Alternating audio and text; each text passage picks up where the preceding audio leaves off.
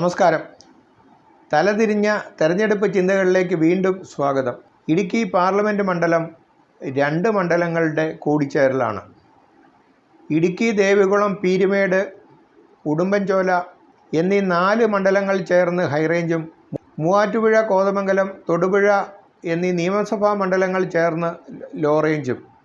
ഹൈറേഞ്ചിൻ്റെ രാഷ്ട്രീയത്തിൻ്റെ സ്വഭാവമല്ല ലോ റേഞ്ചിന്. കുടിയേറ്റക്കാരും കയ്യേറ്റക്കാരുമാണ് ഹൈറേഞ്ചിൻ്റെ രാഷ്ട്രീയം തീരുമാനിക്കുന്നത്. ലോ റേഞ്ച് എറണാകുളത്തിൻ്റെ പോലെ സ്വഭാവം കാണിക്കുന്ന ഒരു ഭാഗവുമാണ്. സാമുദായികമായി നോക്കിയാൽ ക്രിസ്ത്യൻ സമൂഹമാണ് ഏറ്റവും വലിയ വോട്ടർ വിഭാഗം. 4 ലക്ഷത്തിലധികം വോട്ടുകൾ അവർക്കുണ്ട്. പിന്നീട് വരുന്നത് ഈഴവ വിഭാഗമാണ്. 3.25 ലക്ഷത്തിലധികം വോട്ടുകളുണ്ട് അവർക്ക്. നായർ കമ്മ്യൂണിറ്റി 1 ലക്ഷവും, മുസ്ലിം ജനവിഭാഗത്തിന് 1,30,000-ഉം, തമിഴ് ജനത 1.5 ലക്ഷത്തിലധികവും ഈ മണ്ഡലത്തിലുണ്ട്. ഈ സമുദായ രാഷ്ട്രീയമാണ് ഇടുക്കിയുടെ പ്രത്യേകത. അപ്പോൾ മത്സരിക്കുന്ന 2 സ്ഥാനാർത്ഥികൾ ക്രിസ്ത്യൻ വിഭാഗത്തിൽ നിന്നും, ഒരു സ്ഥാനാർത്ഥി ഈഴവ വിഭാഗത്തിൽ നിന്നുമാണ്. LDFൻ്റെയും UDFൻ്റെയും സ്ഥാനാർത്ഥികൾ ഇടുക്കിയിൽ 1 പ്രാവശ്യം വിജയിക്കുകയും 1 പ്രാവശ്യം പരാജയപ്പെടുകയും ചെയ്തവരാണ്. അടിസ്ഥാനപരമായി 2 പേരുടെയും പ്രത്യേകത മണ്ഡലത്തിന് വേണ്ടി പ്രത്യേകിച്ചൊന്നും ചെയ്യാത്തവരാണ് എന്നതാണ്. ഡീൻ ലോ റേഞ്ചിൻ്റെയും ജോയ്സ് ജോർജ് അപ്പർ റേഞ്ചിൻ്റെയും ആളാണ്. തെരഞ്ഞെടുപ്പ് അടുക്കുന്ന കാലത്ത് മാത്രമേ ഇവരുടെ പ്രവർത്തനങ്ങൾ ഊർജ്ജസ്വലമാവുകയുള്ളൂ. അല്ലാത്ത സമയങ്ങളിൽ കുഴിമടിയന്മാരാണ് 2 സ്ഥാനാർത്ഥികളും. ഇപ്പോൾ LDF ഉയർത്തുന്ന ഏറ്റവും വലിയ വിമർശനം ഡീൻ കുര്യാക്കോസ് ലോ റേഞ്ച് വിട്ട് ഹൈറേഞ്ചിലേക്ക് വരാറില്ല എന്നതാണ്. ഇപ്പോഴത്തെ MP ഡീൻ കുര്യാക്കോസിന് മറ്റൊരു പ്രത്യേകത കൂടിയുണ്ട്. സ്വന്തം സ്ഥലമായ തൊടുപുഴയിൽ നിന്നും മണ്ഡലത്തിലെ മറ്റ് സ്ഥലങ്ങളിലേക്ക് കഴിഞ്ഞ 5 വർഷം യാത്ര ചെയ്യണമെങ്കിൽ അവിടെ ഒരു പ്രകൃതിക്ഷോഭം ഉണ്ടായിരിക്കണം. ഇടുക്കിക്കാർ പറയുന്ന ഒരു തമാശയുണ്ട്: എവിടെ പ്രകൃതിക്ഷോഭമുണ്ടോ അവിടെ ഡീൻ കുര്യാക്കോസ് എത്തിയിരിക്കും. പ്രകൃതിക്ഷോഭത്തിൽ സ്പെഷ്യലൈസ് ചെയ്തിരിക്കുന്ന കേരളത്തിലെ ഏക MP-യാണ് ഡീൻ കുര്യാക്കോസ്. ഇവർ തമ്മിലുള്ള ആദ്യ മത്സരത്തിൽ ജോയ്സ് ജോർജാണ് ജയിച്ചത്. 5 വർഷം ഗംഭീര ഭരണം കാഴ്ചവെച്ചതുകൊണ്ട് അടുത്ത പ്രാവശ്യം അദ്ദേഹം ഭംഗിയായി തോറ്റു. എതിരാളിയുടെ അനുഭവത്തിൽ നിന്നും പാഠം പഠിക്കാത്തതിനാൽ ഡീൻ കുര്യാക്കോസ് കടുത്ത ആൻറ്റി ഇൻകംബൻസി പ്രോബ്ലം ഇപ്പോൾ നേരിടുന്നുണ്ട്. ഇനി 3ാമത്തെ സ്ഥാനാർത്ഥി NDAയിൽ നിന്നാണ്. BDJSന് ഇടുക്കിയിൽ സ്ഥാനാർത്ഥിയെ കിട്ടാത്തതിനാൽ തൃശ്ശൂർ ജില്ലയിൽ നിന്നും സ്ഥാനാർത്ഥിയെ കൊണ്ടുവന്നിരിക്കുന്നത്.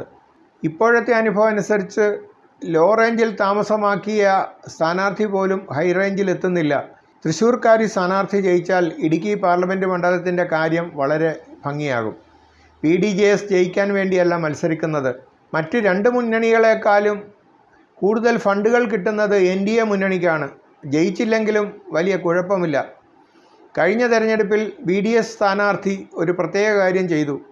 മണ്ഡലത്തിലെ എല്ലാ വാർഡുകളിലും കൃത്യമായി ഒരു ബോർഡ്, ഒരു ഫ്ലെക്സ്, NDAയുടെ കൊടിതോരണങ്ങൾ, കൊടികൾ എന്നിവ സ്ഥാപിച്ചു. 3 വാഹനങ്ങളിൽ മണ്ഡലത്തിൽ സഞ്ചരിച്ചു. എല്ലായിടത്തും എത്തിയോ എന്നറിയില്ല. ചിലവ് പരമാവധി 1.5 കോടി രൂപ. കിട്ടിയ ഫണ്ടിൽ ബാക്കി ലാഭം. MP-ആയി 5 വർഷം ശമ്പളം വാങ്ങുന്നതിനേക്കാൾ ഏറെ ലാഭകരമാണ് ഈ കച്ചവടം. കഴിഞ്ഞ തെരഞ്ഞെടുപ്പ് കാലത്ത് ഈ മണ്ഡലത്തിലെ 5 നിയമസഭാ മണ്ഡലങ്ങളിൽ എല്ലാ വാർഡുകളിലും ഞാൻ സർവേ ചെയ്തിരുന്നു. എല്ലാ വാർഡുകളിലെയും 3 പ്രധാന മുന്നണിക്കാരുടെ പ്രതിനിധികളുമായി സംസാരിക്കാനും കഴിഞ്ഞിരുന്നു. ഏലവും റബ്ബറും കാപ്പിയും കുരുമുളകുമാണ് പ്രധാന കൃഷി. ഇതിനെപ്പറ്റിയൊന്നും യാതൊരുവിധ ചിന്തകൾ ഒന്നുമില്ലാത്തവരാണ് ഇവിടുത്തെ MP-മാർ. തിരഞ്ഞെടുപ്പ് വരുമ്പോഴാണ് നാട്ടുകാരെ പറ്റി MP ചിന്തിക്കുന്നത്. അപ്പോൾ തന്നെയാണ് MP-യെ പറ്റി നാട്ടുകാരും ചിന്തിക്കുന്നത്. MP-ആയി ഒന്നും ചെയ്തില്ലെങ്കിലും ജയിച്ചു പോകാവുന്ന ഒരു മണ്ഡലമാണ് ഇടുക്കി. മണ്ഡലത്തിലെ രാഷ്ട്രീയ നില നമുക്കൊന്ന് പരിശോധിക്കാം. അസംബ്ലി തെരഞ്ഞെടുപ്പിലും പാർലമെൻറ്റ് തെരഞ്ഞെടുപ്പിലും വ്യത്യസ്തമായി പെരുമാറുന്ന ഒരു മണ്ഡലമാണ് ഇടുക്കി.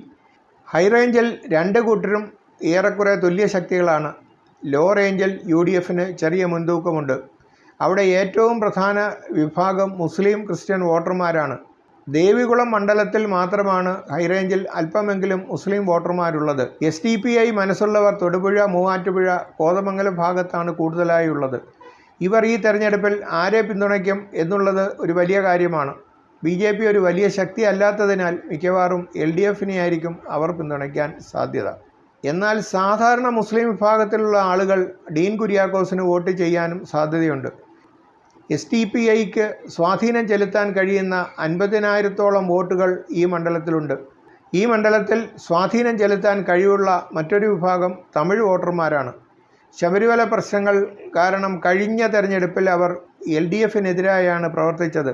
പൊതുവെ ഈഴവ വോട്ടുകൾ LDFനും ക്രിസ്ത്യൻ വോട്ടുകൾ UDFനും അവകാശപ്പെട്ടതാണ്. ഇപ്പോഴത്തെ സർവേകളെ വിശ്വസിക്കാമെങ്കിൽ നായർ വോട്ടുകൾ കൂടുതലായി NDA പക്ഷത്തേക്കാണ് പോകാൻ സാധ്യത. ഇടുക്കി ജില്ലയിൽ മോഡിയുടെ പോപ്പുലാരിറ്റി വളരെയധികം ഉയർന്നു നിൽക്കുന്നു എന്നാണ് സർവേകൾ പറയുന്നത്. അതുകൊണ്ട് BDJS സ്ഥാനാർത്ഥിക്ക് കഴിഞ്ഞ പ്രാവശ്യം കിട്ടിയ 70,000 വോട്ടിനേക്കാൾ കൂടുതലായി പരമാവധി 1.5 ലക്ഷം വോട്ടുകൾ വരെ നേടാൻ സാധ്യതയുണ്ട്. ഈ വോട്ടുകൾ രണ്ട് മുന്നണി സ്ഥാനാർത്ഥികളെയും ബാധിക്കാൻ സാധ്യതയുണ്ട്. ഇടുക്കി പാർലമെൻറ്റ് മണ്ഡലത്തെ സംബന്ധിച്ച് ഏറ്റവും രസകരമായ കാര്യം അവിടെ സ്ഥാനാർത്ഥികളുടെ ദൗർബല്യം ഉള്ള സ്ഥലമാണ്. എങ്കിലും NDA കാണാതെ പോയ ഒരു സ്ഥാനാർത്ഥിയെപ്പറ്റി പറയേണ്ടതുണ്ട്. മൂവാറ്റുപുഴ കൈവെട്ട് കേസിലെ ഇരയായ പ്രൊഫസർ TJ ജോസഫാണ് അദ്ദേഹം. ഇപ്പോൾ അദ്ദേഹം BJP സഹയാത്രികനാണ്. BJPയുടെ നയമനുസരിച്ച് അദ്ദേഹം ഒരു സ്ഥാനാർത്ഥിയായി മാറേണ്ടതായിരുന്നു. എന്നാൽ സംസ്ഥാനത്തെ മറ്റു മണ്ഡലങ്ങളിൽ മുസ്ലിം പ്രതിഷേധം ഭയന്നായിരിക്കണം അദ്ദേഹത്തെ സ്ഥാനാർത്ഥിയാക്കാതെ പോയത്. എങ്കിലും അദ്ദേഹം സ്ഥാനാർത്ഥിയായി വന്നാൽ എന്ത് സംഭവിക്കും എന്ന് നോക്കാം.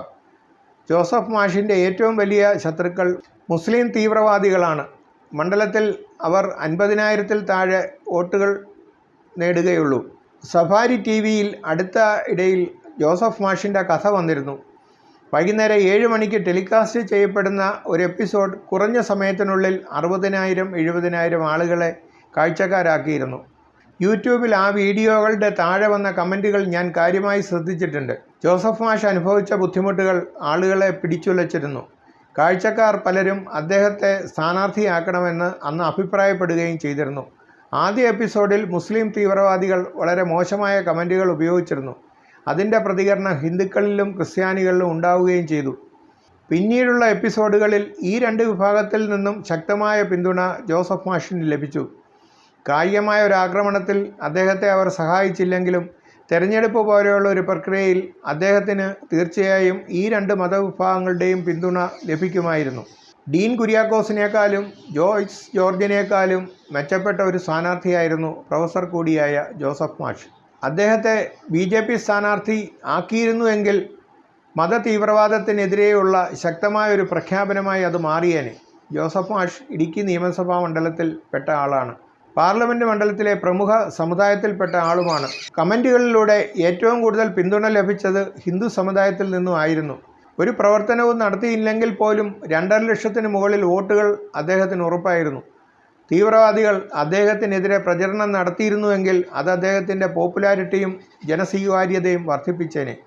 ഇടുക്കി പാർലമെൻറ്റ് മണ്ഡലത്തിലെ രാഷ്ട്രീയ അവസ്ഥകളെ അടിമുടി മാറ്റിമറിക്കാൻ ആ സ്ഥാനാർത്ഥിത്വത്തിന് കഴിയുമായിരുന്നു. വാൽകഷ്ണം. നാട്ടുകാരുടെ ഭാഷയിൽ പ്രധാനപ്പെട്ട രണ്ട് സ്ഥാനാർത്ഥികളും തമ്മിൽ വലിയ വ്യത്യാസമൊന്നുമില്ല. ആര് ജയിച്ചാലും മണ്ഡലത്തിൽ വലിയ മാറ്റങ്ങളും ഉണ്ടാകാൻ പോകുന്നില്ല. അപ്പോൾ തിരഞ്ഞെടുപ്പ് വെറുമൊരു ചടങ്ങായി മാറും ഇടുക്കിയിൽ.